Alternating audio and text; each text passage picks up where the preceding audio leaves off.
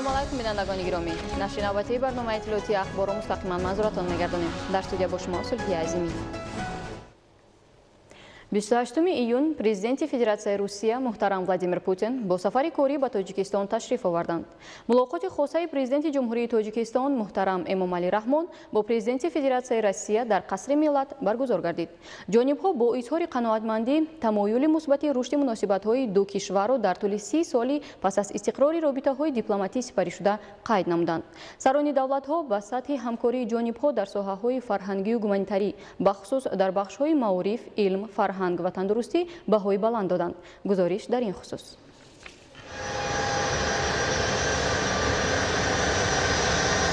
28 июн дар фурудгоҳи байналмилалии Душанбе асосгузори сулҳу ваҳдати миллӣ, пешвои миллат, президенти Ҷумҳурии Тоҷикистон муҳтарам Эмомалӣ Раҳмон, президенти Федератсияи Русия муҳтарам Владимир Путинро ки бо сафари корӣ ба Тоҷикистон ташриф оварданд, гарму самимӣ истиқбол гирифтанд.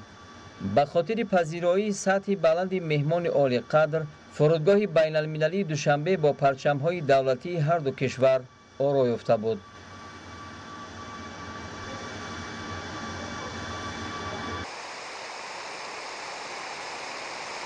дар Қасри Миллат музокироти асосгузори сулҳу ваҳдати миллӣ, пешвои миллат, президенти Ҷумҳурии Тоҷикистон муҳтарам Эмомалӣ Раҳмон бо президенти Федератсияи Русия муҳтарам Владимир Путин ки бо сафари корӣ ба Душанбе ташриф оварданд, баргузор гардид.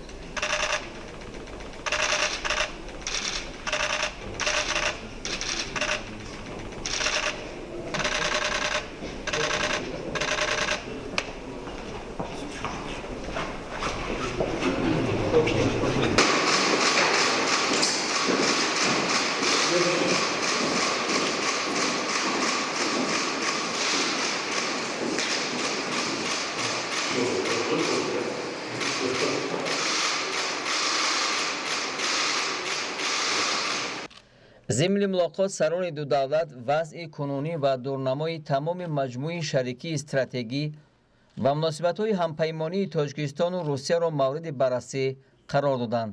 Уважаемый Владимир Владимирович, приветствую вас в Таджикистане. Россия важный стратегический партнер и союзник Таджикистана. Взаимоотношения наших стран имеют высокую динамику развития.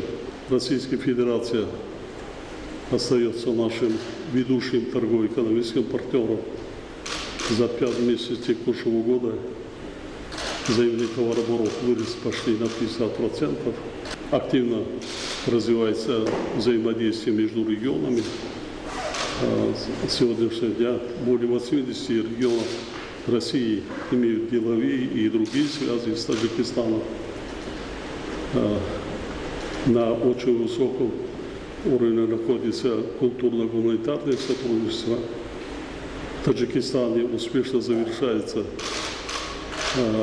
строительство России 5 школ с русским языком обучения.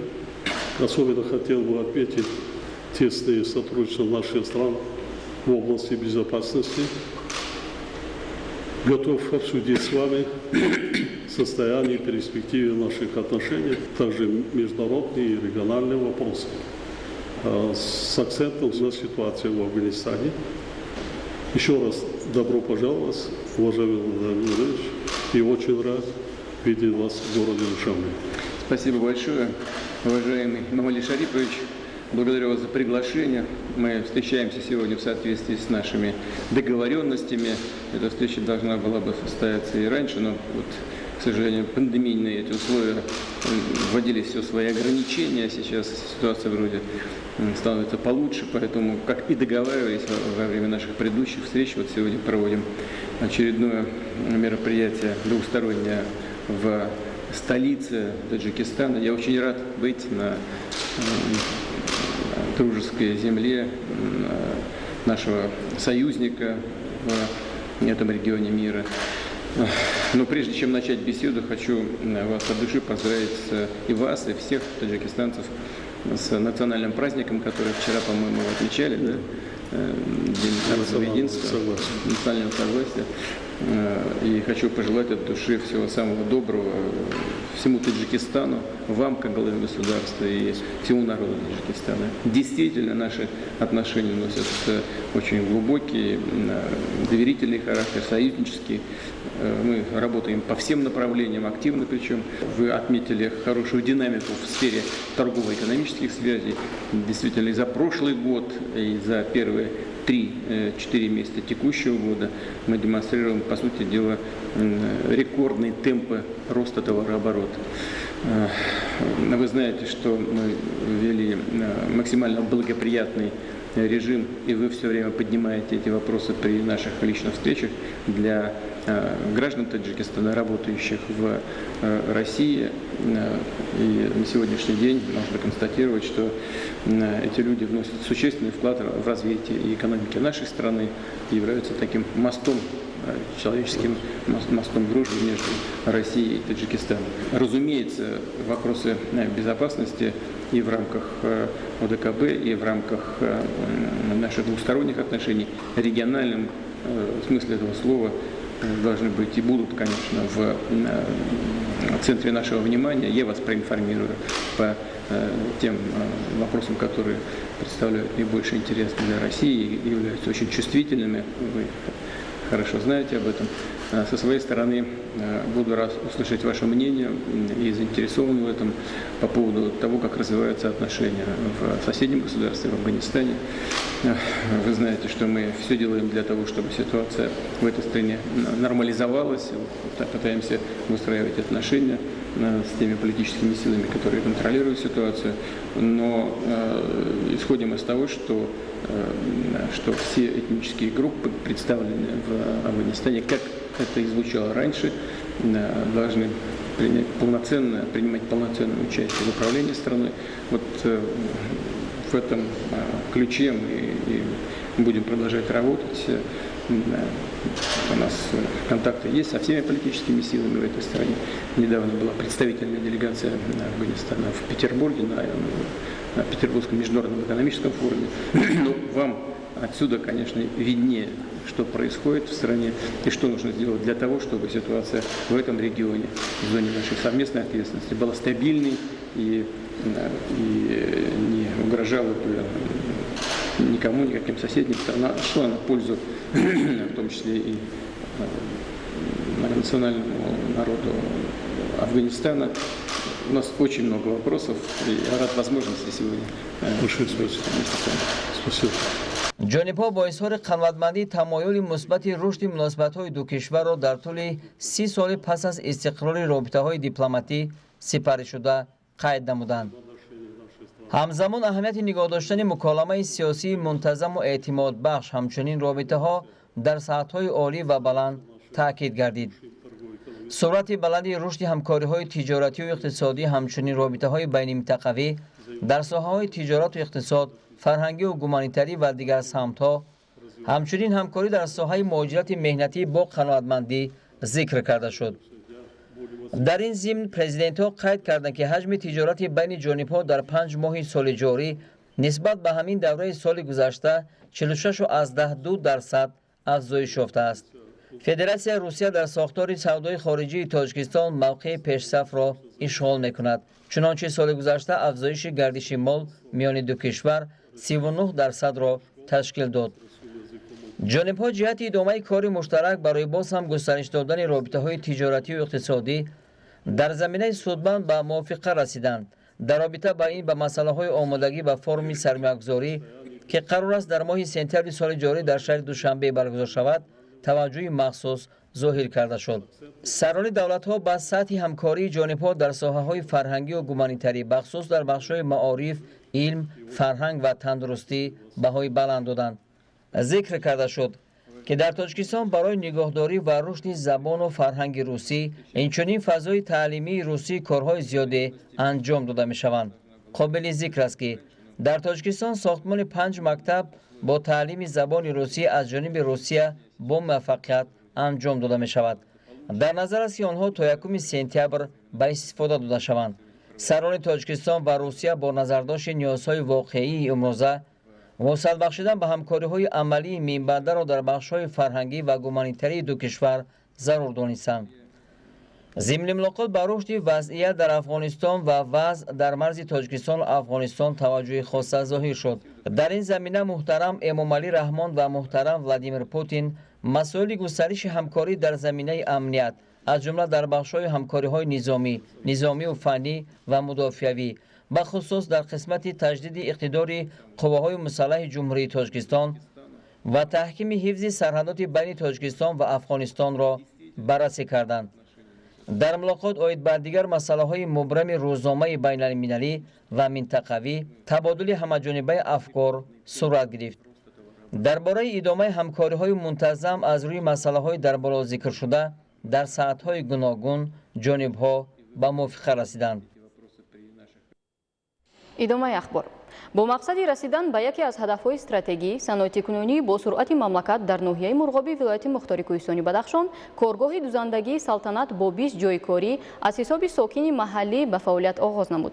гузориши Тоҷинисои Файзуллобек аз фаъолияти коргоҳи нави дузандагӣ дар ноҳияи дурдасти Мурғоб.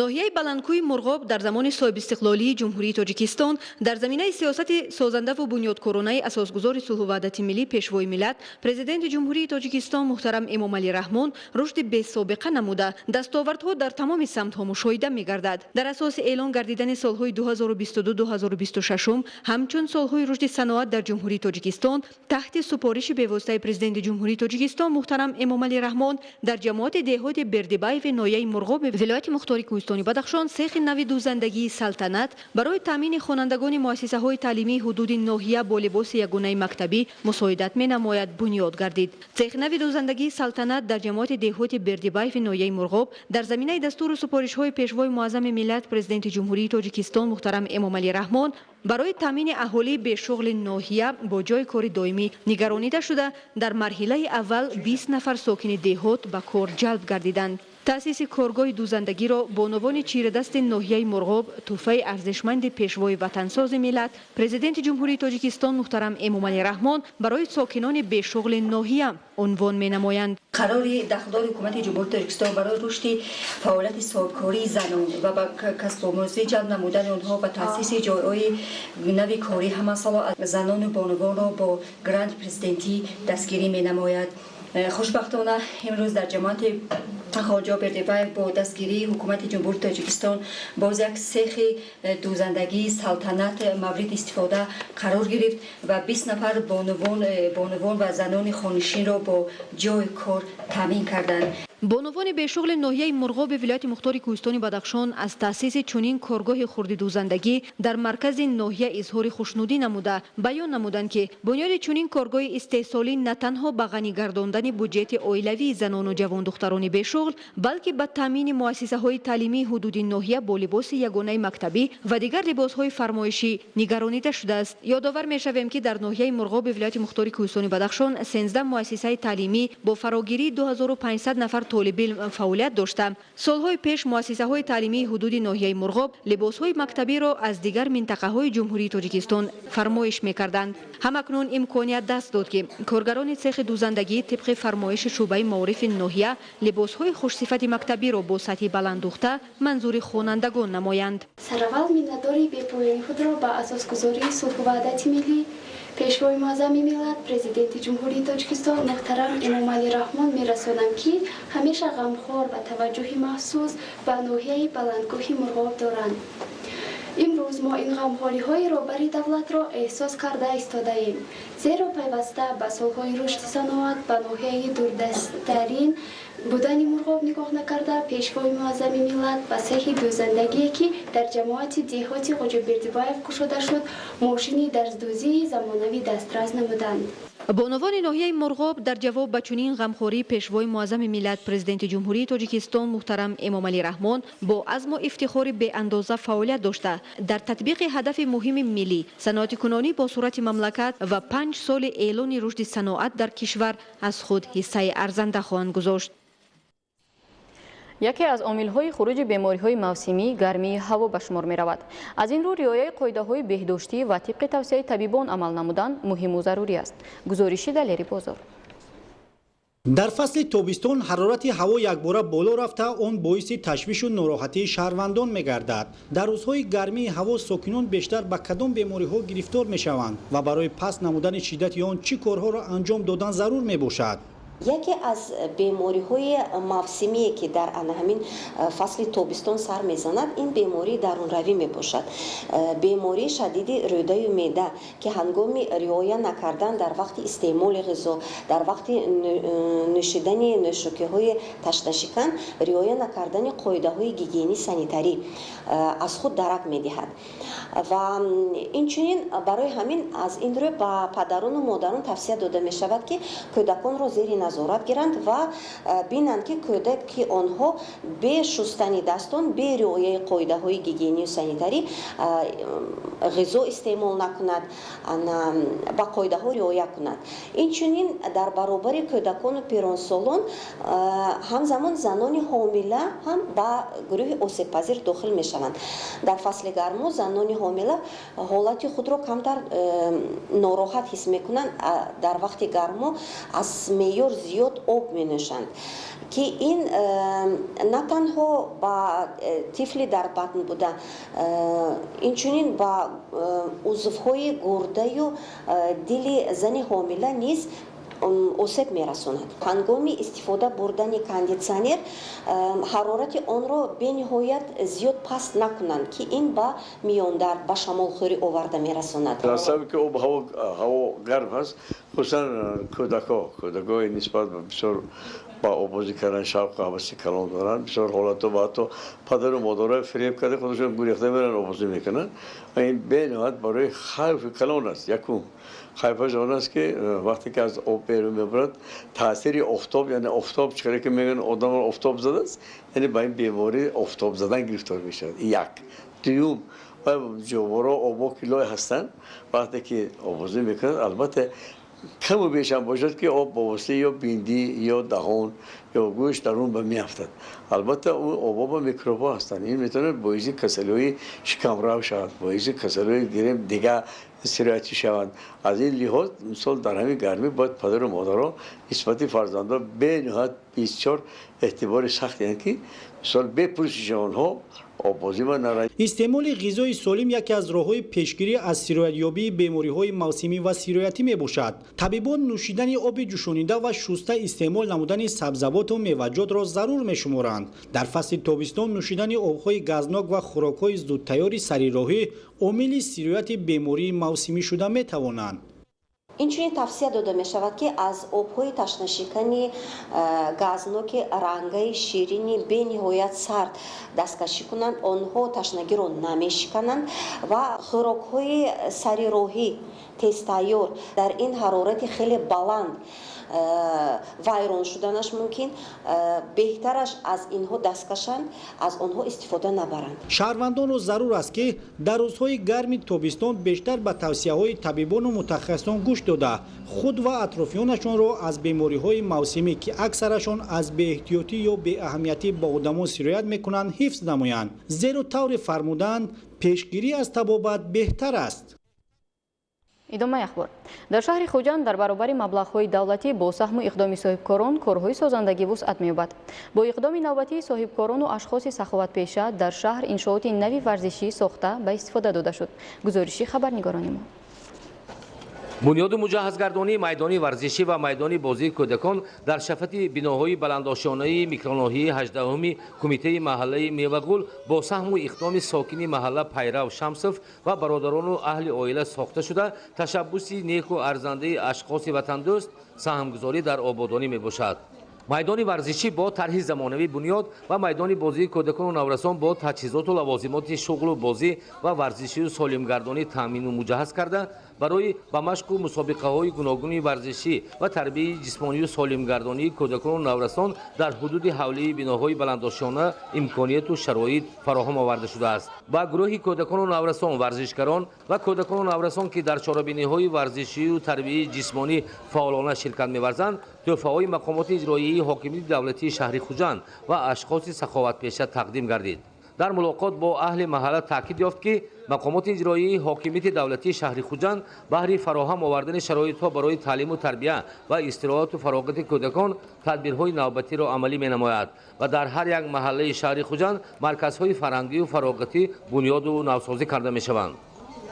дар шаҳри Хуҷанд ин иқдом вусъати тоза пайдо кардааст. солҳои охир дар якчанд маҳаллаи шаҳри Хуҷанд аллакай чойхонаҳои миллӣ, майдончаҳои варзишӣ, майдони бозии кӯдакон, ҷойҳои истироҳатӣ, ҷойҳои макони пухту пас сохта беистифода дода шуданд ва ин иқдоми имрӯза низ саҳмгузории ин соҳибкор дар ободонии шаҳри Хуҷанд мебошад. чунин бунёди майдончаҳо албатта дар шаҳри Хуҷанд бо дастгирии мақомоти иҷроии ҳокими давлати шаҳри Хуҷанд ва бевосита сокинони шаҳри Хуҷанд ба роҳ монда шудааст. дар доираи нақшаи ободии маҳаллаҳои шаҳри Хуҷанд дар якчанд маҳалла чойхона, нуқтаҳои хизматрасонӣ ва фарҳангию фароғатӣ бунёд гардида ин тадбир идома дорад. дар шаҳри Хуҷанд давоми солҳои соҳибистиқлолии иншооти нави варзишӣ сохта майдону толорҳои варзишӣ аз навсозӣ гардида ҳоло беш аз 300 иншооти варзишӣ амал мекунанд. бинандагони гиромӣ, ин буд нашри навбатии барномаи иттилоъоти ахбор. хайр, сарбаланду хонобод бошед.